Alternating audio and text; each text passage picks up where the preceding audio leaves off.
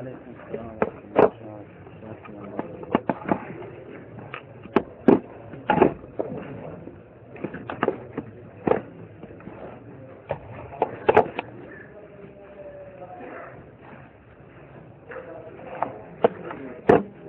بالله من الشيطان الرجيم. بسم الله الرحمن الرحيم، والصلاة والسلام على أشرف الأنبياء والمرسلين محمد وعلى آله الطيبين الطاهرين.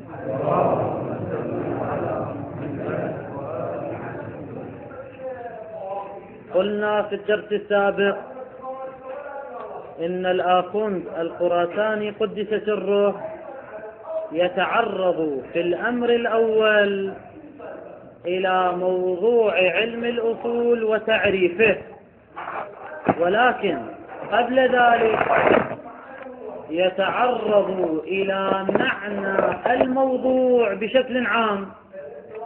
فما هو المراد من موضوع العلم مع غض النظر عن كونه موضوع علم الأصول أو أي علم آخر؟ فما هو المراد من موضوع العلم؟ عرف الموضوع بأنه هو ما يبحث فيه عن عوارضه الذاتية، وتساءلنا ما هو المراد من العوارض الذاتية. أما العوارض فالمراد منها جمع العارض، وهو المحمول على الشيء الخارج عن ذاته، يعني الذي ليس جنسا له ولا فصلا. أما الذاتية فقلنا يمكن أن نذكر للذاتية تحديدين. التحديد الأول ما ذكره المشهور، حيث قالوا إن العرض على 7 أقسام، لأن العرض إما أن يعرض على الشيء بلا واسطة مطلقة، لا في الثبوت ولا في العروض ولا في الإثبات، وإما أن يعرض بواسطة كما بينا ذلك. والعروض بواسطة إما عروض بواسطة شنو؟ في الثبوت، وإما واسطة في العروض. والواسطة في الثبوت قسمناها إلى واسطة داخلية وإلى واسطة خارجية، والواسطة الداخلية مساوية وأعم، والواسطة الخارجية مساوية وأعم وأخف ومباينة. فالأقسام 7. القسم الأول هو العارض بلا واسطة أصلا، ومثلنا له بالزوجية بالنسبة للأربعة. الثاني العارض بواسطة في الثبوت داخلية مساوية، كالتكلم العارض على الإنسان بواسطة كونه ناطقا، فإن الناطق واسطة في الثبوت مساوية لأنها فصل للإنسان. الثالث هو العارض بواسطة في الثبوت ولكن شنو؟ أعم، كالمشي العارض على الإنسان بواسطة الحيوان. هالأمثلة حاول تركزها بذهنك. الرابع واسطة في الثبوت خارجية مساوية. طبعا واسطة في الثبوت داخلية أخص ما عندنا، لأن الداخلية إما جنس وهو أعم، وإما فصل وهو مساوي. فالقسم الرابع هو الواسطة في الثبوت الخارجية المساوية، كالضحك العارض على الإنسان بواسطة كونه متعجبا. الخامس الواسطة في الثبوت الخارجية الأعم، اللي شنو مثاله؟ كالسعد العارض على الإنسان بواسطة المشي. السادس بواسطة في الثبوت خارجية وأخف، كالضحك العارض على الحيوان بواسطة الإنسان. والقسم السابع والأخير هو شنو؟ العارض بواسطة خارجية مباينة، كعروض الحرارة على الماء بواسطة النار. سؤال يطرح نفسه: ما هو الفرق بين القسم السابع والأقسام الستة المتقدمة عليه؟ الجواب: في القسم السابع، وهو كون الواسطة مباينة، الواسطة في ذلك القسم لا يمكن أن تثبت للمعروض، ولا يمكن أن تحمل على المعروض. الواسطة التي هي النار، والمعروض هو الماء، والعارض هو الحرارة. فالواسطة التي هي النار لا يمكن أن تحمل على المعروض وهو الماء، يعني لا يمكن أن نقول الماء نار، الحمل هنا ليس صحيحا، فالواسطة لا تحمل على المعروض. أما الأقسام الستة المتقدمة فالواسطة يمكن حملها على المعروض.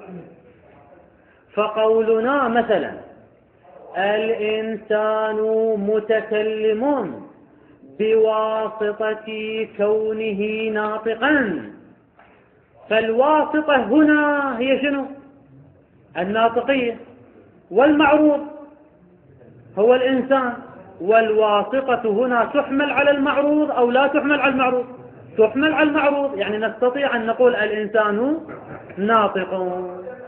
وهكذا بقية الأقسام الستة، يعني من القسم الأول إلى القسم السادس الواسطة فيه يمكن أن تعرض وتحمل على نفس المعروض. أما في القسم السابع فالواسطة وهي النار لا يمكن أن تحمل على الماء.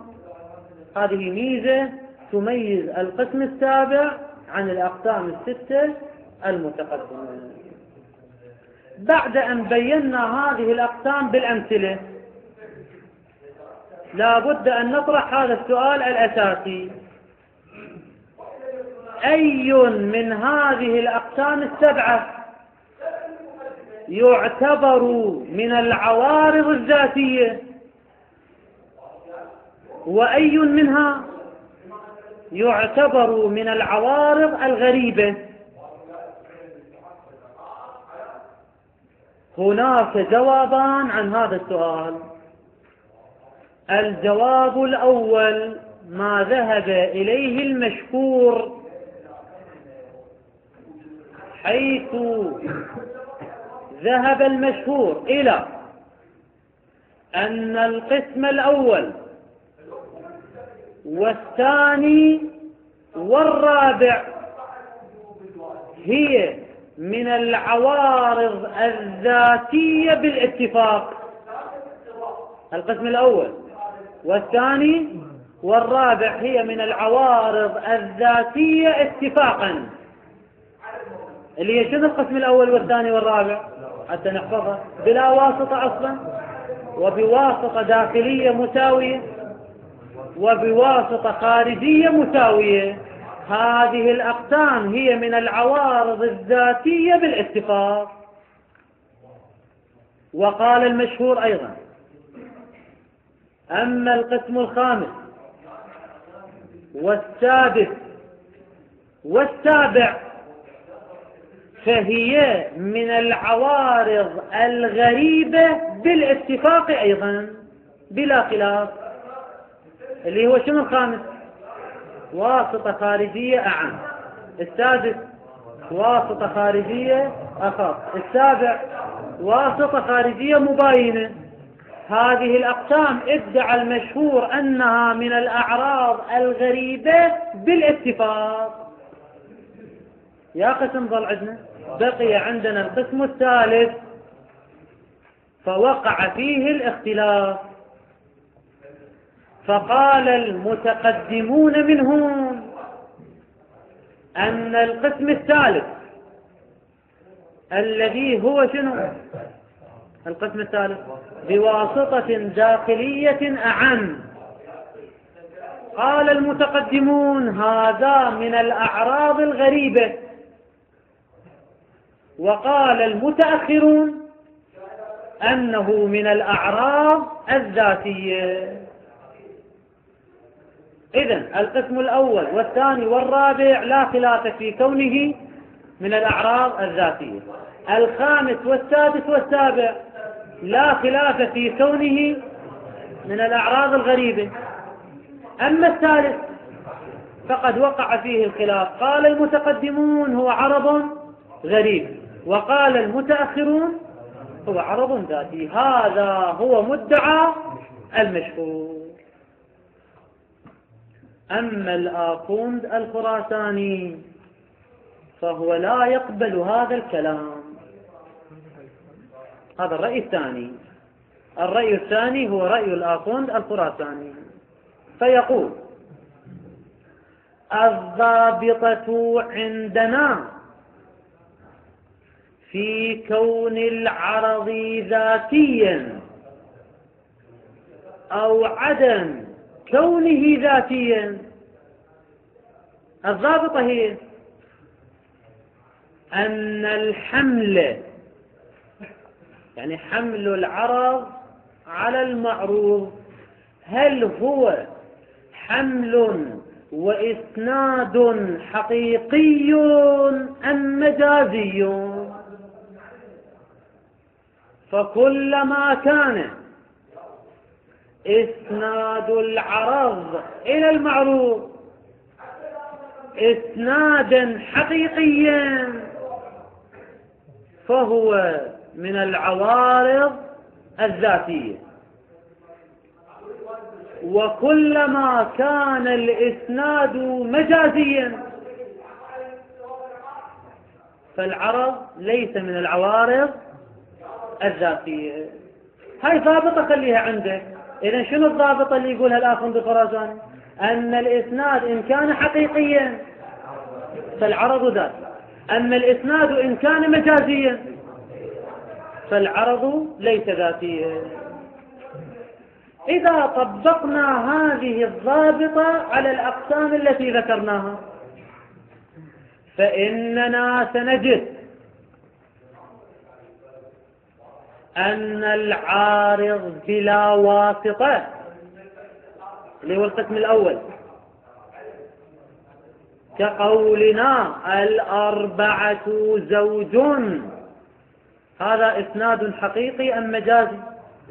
إسناد حقيقي بلا واسطة، فهو من العوارض الذاتية.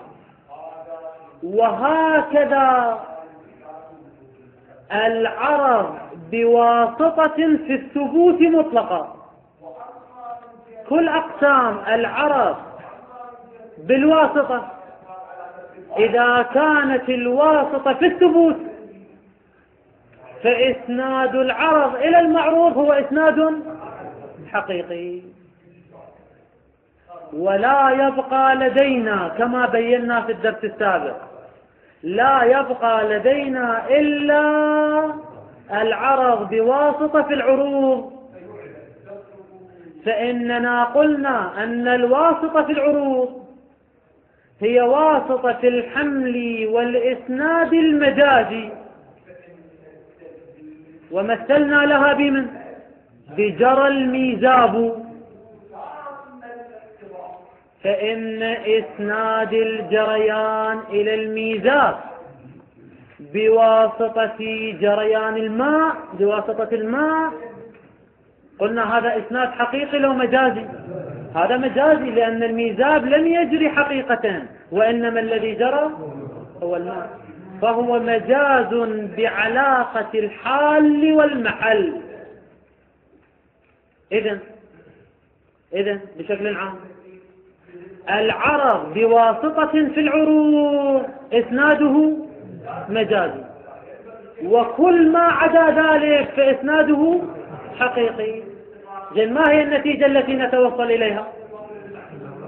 أن العرض إذا كان بواسطة في العروض فهو عرض ذاتي أم عرض غير ذاتي؟ فهو غير ذاتي لأن الإسناد مجازي. أما ما عدا ذلك فهو من الأعراض الذاتية.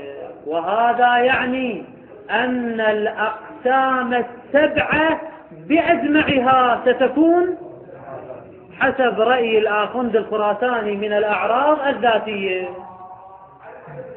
إذن رأي الآخوند الخراساني أن الأقسام السبعة التي ذكرها المشهور كلها هي من الأعراض الذاتية، لأن الإسناد فيها جميعا هو إسناد حقيقي وليس مجازيا، ولا يخرج عن الأعراض الذاتية إلا ما يعرض بواسطة في العروض لأنه إسناد مجازي.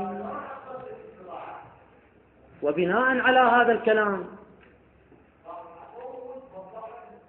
الحرارة العارضة على الماء بواسطة النار اللي هو يقسم القسم السابع اللي هو بواسطة مباينة، هل يعتبر من الأعراض الغريبة أم من الأعراض الذاتية؟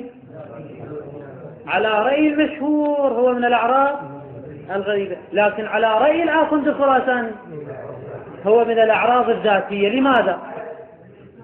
لأن إسناد الحرارة إلى الماء في قولنا الماء حار هذا إسناد حقيقي لو مجازي؟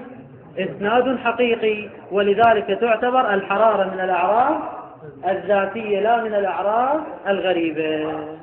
هذا هو مختار الآخوند الخراساني. إذن ألخص لك المطلب سريعا.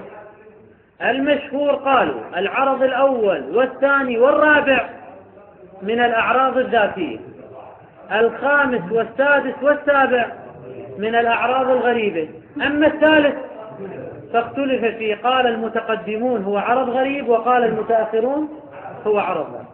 أما الآخوند الخراساني يقول هذه الأقسام السبعة جميعا هي من الأعراض الذاتية، ولا يخرج من الأعراض الذاتية إلا الواسطة في العروض لأن الإسناد فيها مجازي وليس إسنادا حقيقيا. طبعا والمسألة قد أطالوا فيها الكلام، ونحن يعني لا ثمر الآن أن ندخل في هذه الإطالات والتشقيقات والخلافات الموجودة، نتركها إن شاء الله إلى دراسات أوسع. المهم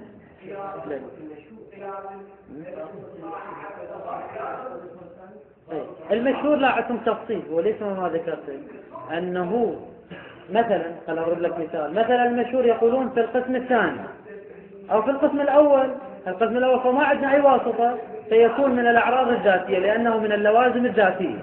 زين، في القسم الثاني بواسطة شنو؟ بواسطة داخلية مساوية كالناطقية التي هي الفصل، والناطقية بالنسبة للإنسان هي جزء الذات، فما يعرض بواسطتها يكون عرضا ذاتيا. كذلك بواسطة أعم إذا قلنا بأنها من الذاتية، فإن الحيوانية بالنسبة للإنسان هي جنس وهو جزء الذات، فما يعرض عليه يكون شنو؟ وهكذا ذكروا أمور تفصيلية لا حاجة إلى ذكرها في هذا الدرس. السؤال هو أي الرأيين هو الصحيح؟ الرأي الذي اختاره المشهور أم الرأي الذي اختاره الآخوند الخراساني قدس سره؟ الجواب الرأي الصحيح هو الرأي الذي اختاره الآخوند الخراساني. يمكن أن ندعي أنه هو الرأي الصحيح بدليلين. الدليل الأول أن هذه الأقسام السبعة بما أن العرض فيها والإسناد حقيقي وليس مجازيا، فلذلك هي تعتبر غريبة أم تعتبر غير غريبة؟ الجواب تعتبر ليست غريبة، لأن الإسناد هنا إسناد حقيقي ولذلك نعتبرها من العوارض الذاتية.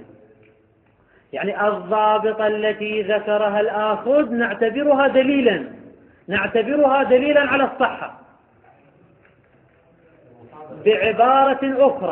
بعبارة أخرى نسأل المشهور: في القسم الخامس والسادس والسابع الإسناد حقيقي أم أن الإسناد مجازي؟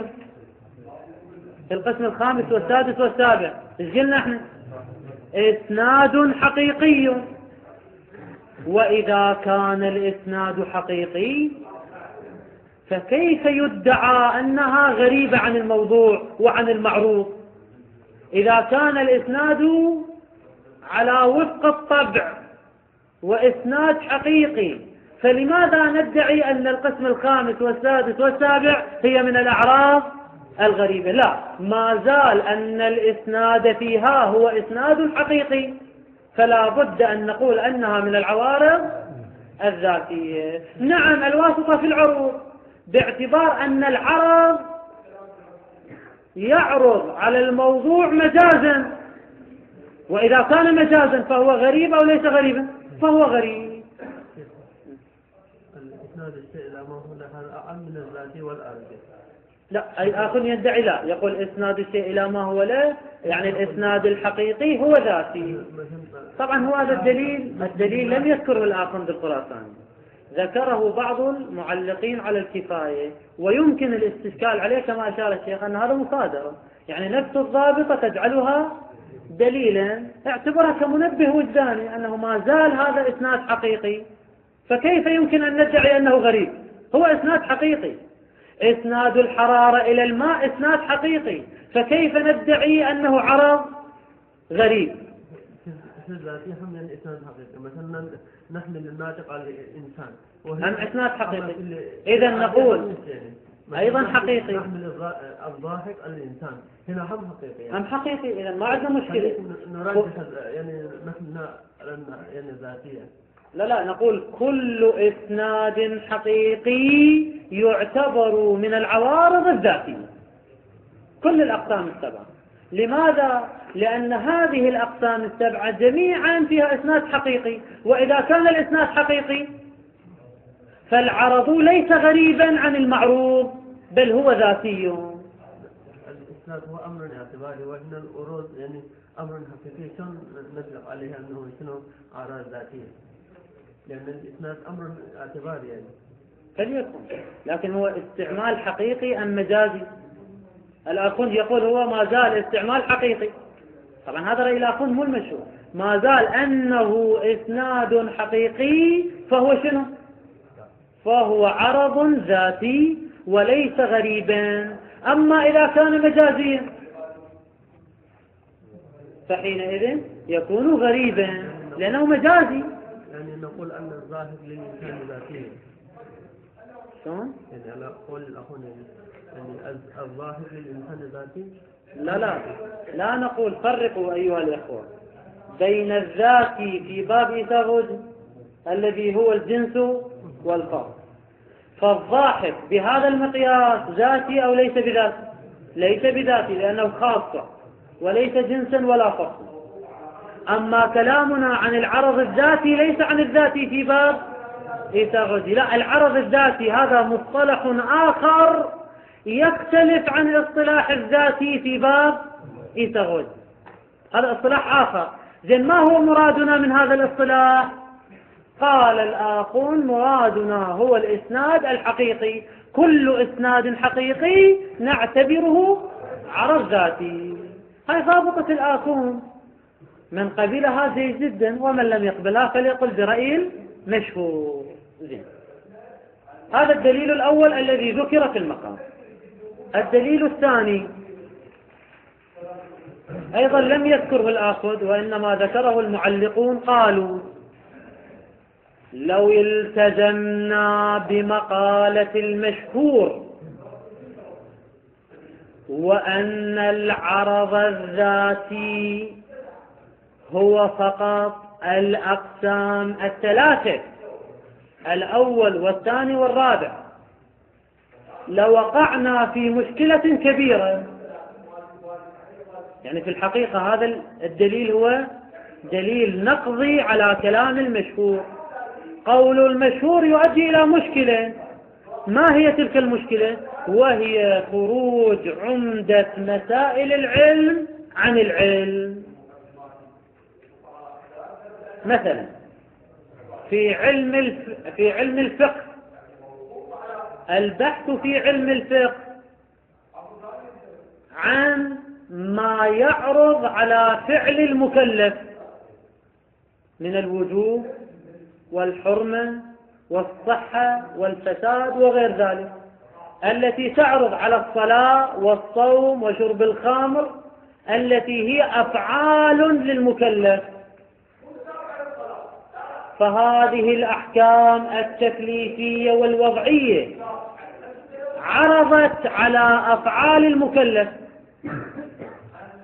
زين، ما هي الواسطة في العروض؟ الجواب: الواسطة هنا هي تشريع المولى وملاكات الأحكام الواقعية. فملاكات الأحكام الواقعية والتشريع من قبل المولى صار سببا في عروض الوجوب والحرمة والصحة والفساد على فعل المكلف. فعندنا معروض اللي هو شنو المعروض؟ فعل المكلف.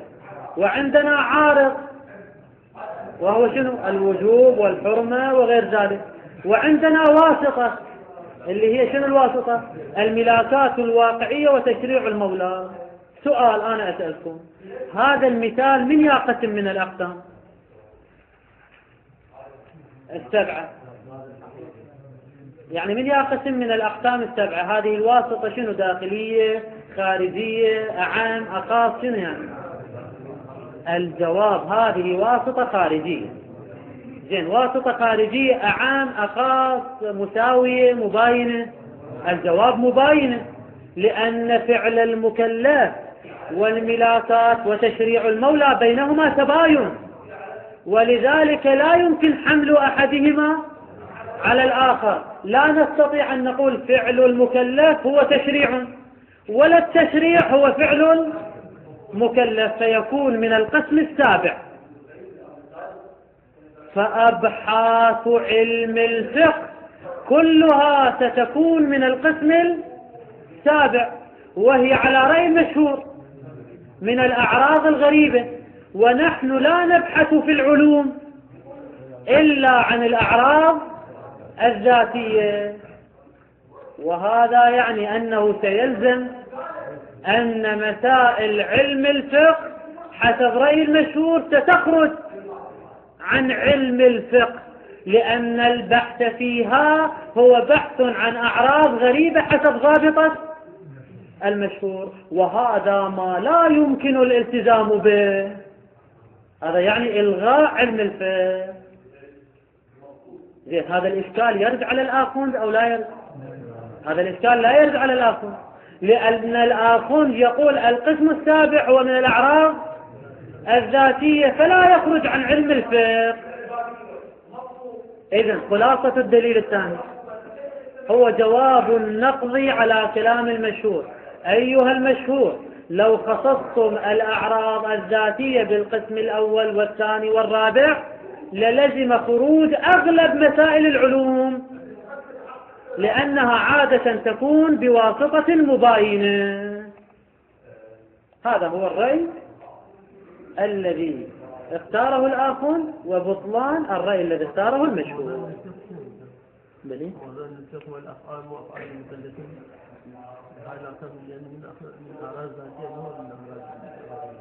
لا، كل أبحاث الفقه تبحث عن وجوب وحرمة وصحة وفساد. هذه الأحكام تعرض على أي شيء؟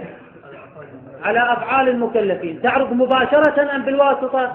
بالواسطة. ما هي الواسطة؟ تشريع المولى. واسطة مباينة أم غير مباينة؟ واسطة مباينة. فحسب رأي المشهور ايش راح يصير هذا العروض؟ راح يكون سيكون عرض غريب، وإذا كان عرض غريب لابد أن لا يبحث في علم الفقه، وهذا ما لا يمكن الالتزام به. هذا كشاهد على بطلان رأي المشهور وصحة رأي الآخر.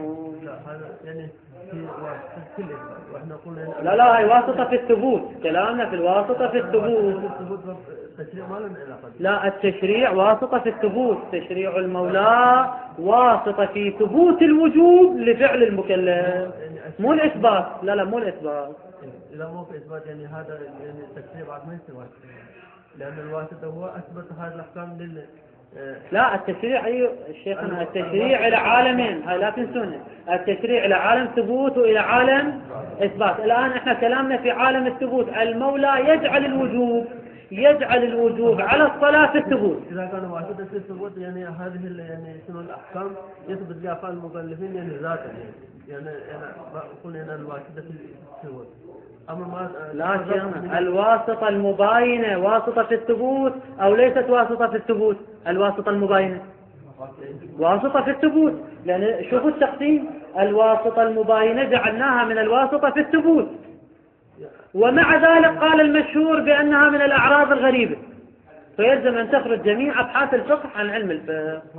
مثل ما تفضلتم هذه الأحكام يثبت لأفعال المكلف بواسطة شنو الشرع، التشريع، والتشريع واسطة مباينة. فالتشريع يعني صار سببا لعلمنا مو لعلمنا، لا صار التشريع سببا لثبوت الوجوب للصلاة، وصار سببا في ثبوت الحرمة لشرب الخمر في عالم الثبوت، لا في الآية القرآنية والرواية، في الثبوت. يعني اسمعنوا بالمطلب تشوفون كلام واضح إن شاء الله. احنا كلامنا مو بالعلم والإثبات، كلامنا في أصل ثبوت الوجوب للصلاة، لا في علمنا بالوجوب. هذا تمام الكلام ورد درس إن شاء الله. فيقول من القسم الأول يعني مو إن شاء الله ورد درس أوضح لك المطلب. هذه أفعال المكلفين بلا واسطة أوضحها لك إن شاء الله ورد درس على السبورة إن شاء الله، بس اسمح لي أكمل المطلب. زين، هذا تمام الكلام عن تعريف العرض الذاتي عند المشهور وتعريف العرض الذاتي عند الآخون الخراساني. وكل هذا الكلام في تعريف العرض الذاتي إنما ذكر في المطلب كجملة معترضة في كلام الآخوند الخراساني، وليس هو المطلب الأساسي. أما المطلب الأساسي في المقام فهو أننا نتساءل هذا السؤال الأساسي: ما هي الرابطة بين موضوع العلم وموضوعات مسائل العلم؟ موضوع علم النحو وموضوعات مسائل علم النحو، الفاعل مرفوع، المبتدأ مرفوع، ما هي الرابطة بين الموضوعين؟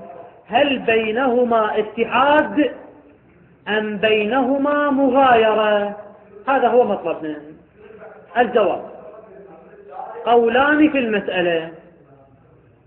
القول الأول ما ذهب إليه المشهور، حيث قالوا بأنه لا توجد لدينا ضابطة كلية، يعني لا نستطيع أن نقول على نحو الموجبة الكلية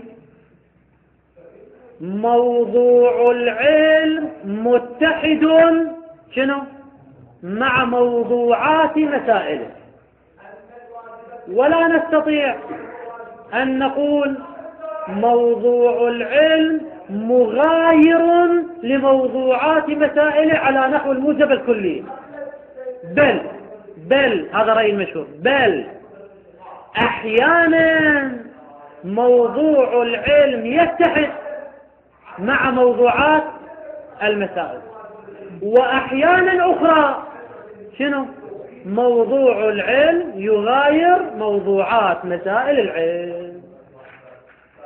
إذن خلاصة رأي المشهور أن موضوع العلم قد يكون أحيانا مغايرا لموضوعات المسائل.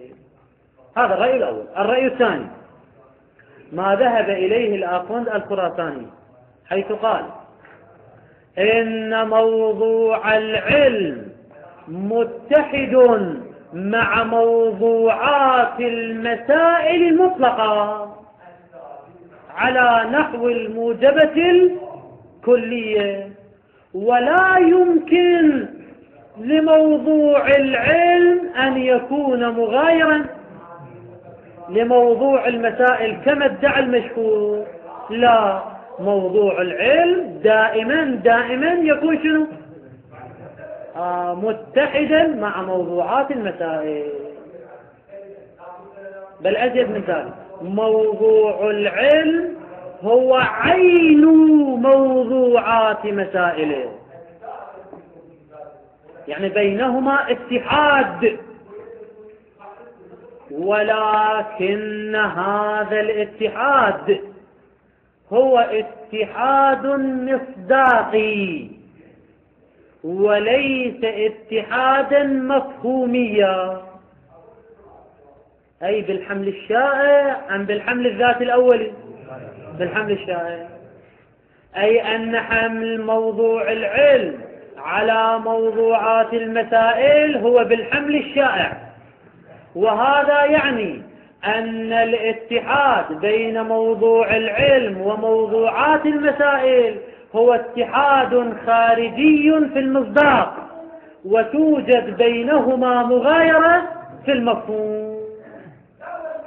ولذلك قال الآخوند الخراساني: اتحاد موضوع العلم مع موضوعات المسائل كاتحاد الكل الطبيعي مع أفراده ومصادقه.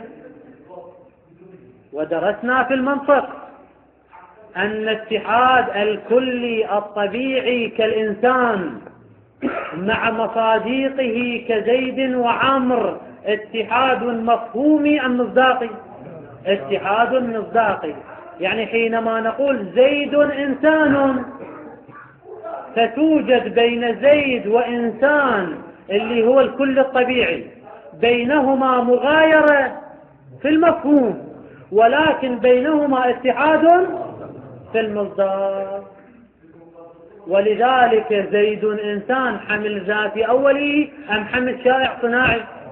حمل شائع صناعي. بل قالوا إن الكل الطبيعي أصلا لا يوجد إلا بوجود فرده، فهو متحد مع وجود فرده خارجا. والنتيجة موضوع العلم هو الكل الطبيعي، موضوعات المسائل هي أفراد لذلك الكل الطبيعي. وإذا كان الأمر كذلك فهل يمكن أن تحصل بينهما مغايرة؟ الجواب كلا، بل لا بد أن يكون بينهما اتحاد، وإن كانت بينهما مغايرة في المفهوم. المهم بينهما اتحاد وجودي، اتحاد مصداقي، وليس كما قال المشهور أنه يمكن أن تكون بينهما مغايرة. وكمثال على ذلك موضوع علم النحو. ما هو موضوع علم النحو؟ هو الكلمة والكلام. زين، مسائل علم النحو الفاعل مرفوع، المبتدأ مرفوع، فموضوعات المسائل اللي هي المبتدأ والفاعل بالنسبة إلى الكلمة شنو العلاقة بيناتهم؟ الكلمة هي الكل الطبيعي، والفاعل والمبتدأ هي أفراد ومصادق لذلك الكل، فلا بد أن يكون بينهما شنو؟ اتحاد مصداقي. هذا هو رأي الآخوند الخراساني. قال: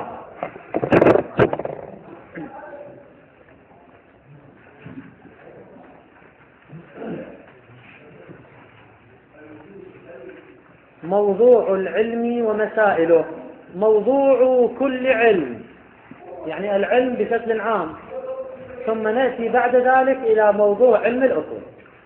إن موضوع كل علم، الآن تجينا شنو؟ جملة معترضة. ما هو موضوع كل علم؟ ما هو تعريفه؟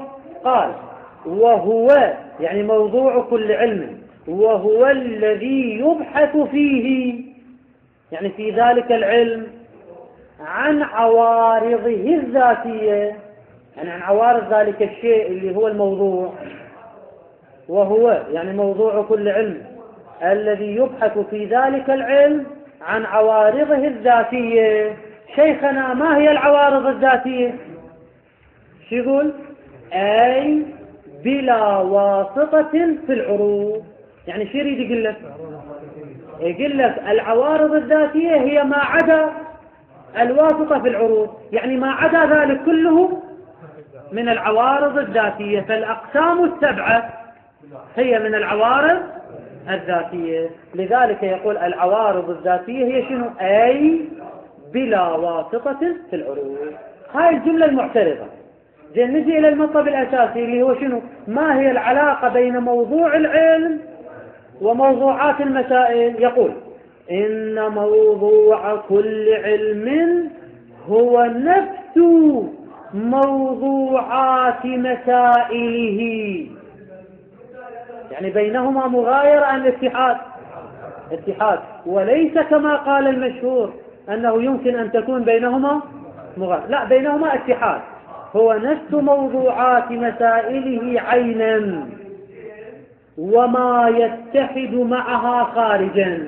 هاي الواو نقدر نعتبرها عطف تفسير، لأننا قلنا الاتحاد هنا هو اتحاد خارجي، اتحاد مصداقي، اتحاد في العين الخارجية، وإن كان يغايرها شنو؟ مفهوما.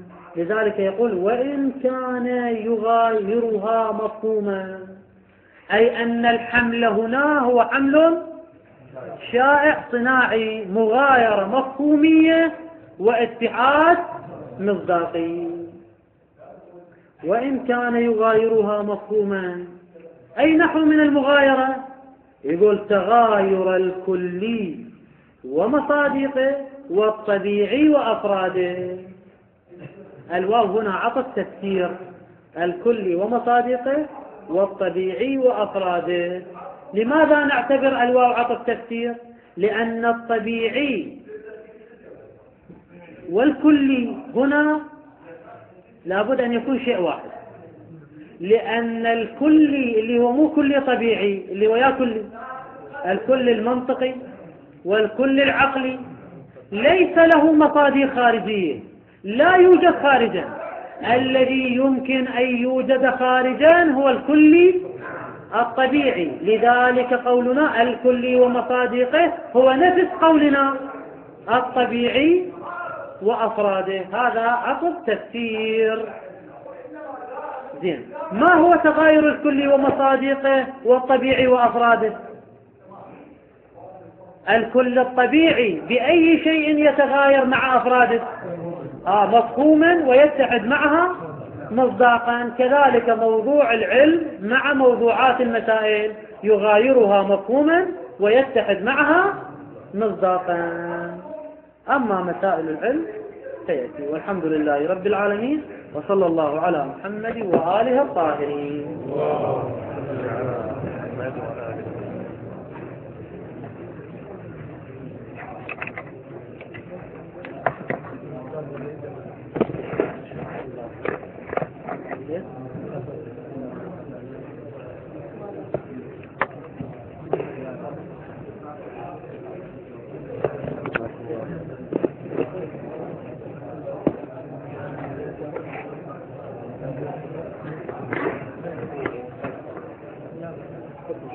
الله يحفظك.